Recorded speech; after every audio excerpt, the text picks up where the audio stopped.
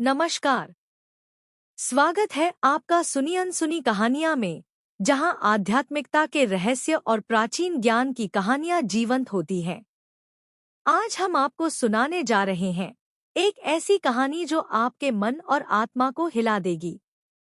Video शुरू करने से पहले चैनल को सब्सक्राइब कर दें। इससे मुझे रोज नई नई कहानियां सुनाने का प्रोत्साहन मिलेगा और कहानी अच्छी लगी तो वीडियो को लाइक भी कर दें।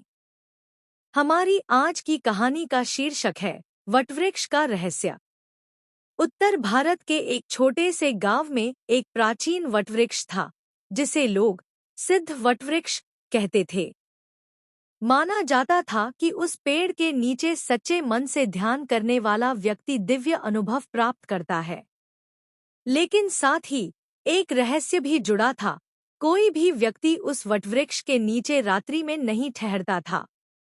गांव वालों का मानना था कि रात के समय उस पेड़ के नीचे कुछ अलौकिक शक्तियां सक्रिय हो जाती हैं। एक दिन शहर से आए एक युवा साधक अरुण उस गांव में पहुंचे। वह आध्यात्मिक मार्ग की खोज में थे और वटवृक्ष के बारे में सुनकर बहुत आकर्षित हुए। उन्होंने गांव वालों से रात्रि ध्यान की अनुमति मांगी, लेकिन सभी ने मना किया। अरुण ने कहा, यदि मुझे सत्य की प्राप्ति करनी है तो मुझे भय से ऊपर उठना होगा। अंततः एक चांदनी रात अरुण वटवृक्ष के नीचे बैठ गए और ध्यान में लीन हो गए। रात्रि के तीसरे प्रहर में जब चारों ओर सन्नाटा छा गया तो अरुण ने एक विचित्र अनुभव किया। उन्हें लगा जैसे उनकी आत्मा शरीर से बाहर निकल रही हो। उन्होंने एक दिव्य प्रकाश देखा और उसी प्रकाश से एक शांत आवाज आई, जो स्वयं को खोज ले वही ब्रह्मा को जान पाता है। अरुण उस स्थिति में कई क्षणों तक रहे। उन्होंने देखा कि उनका जीवन, उनका अहं, उनके सभी दुख सब केवल एक माया है।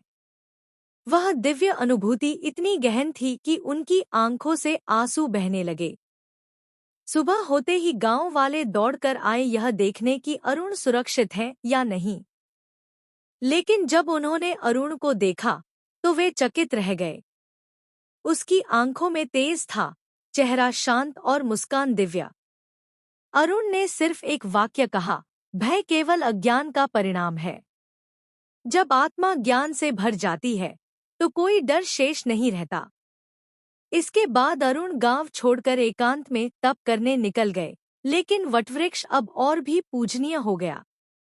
गांव वालों ने पहली बार महसूस किया कि जिस रहस्य से वे डरते थे वह वास्तव में आत्मज्ञान का द्वार था। दोस्तों, मैं आपसे ये जानना चाहती हूँ कि क्या आप मानते हैं कि किसी पेड़ या जगह में आध्यात्मिक शक्ति हो सकती है? अपने अनुभव कमेंट्स में जरूर बताएं। आशा करती हूँ कि आपको ये कहानी पसंद आई होगी। ऐसी और कहानियाँ सुनने के लिए प्लीज मेरे साथ बने रहें।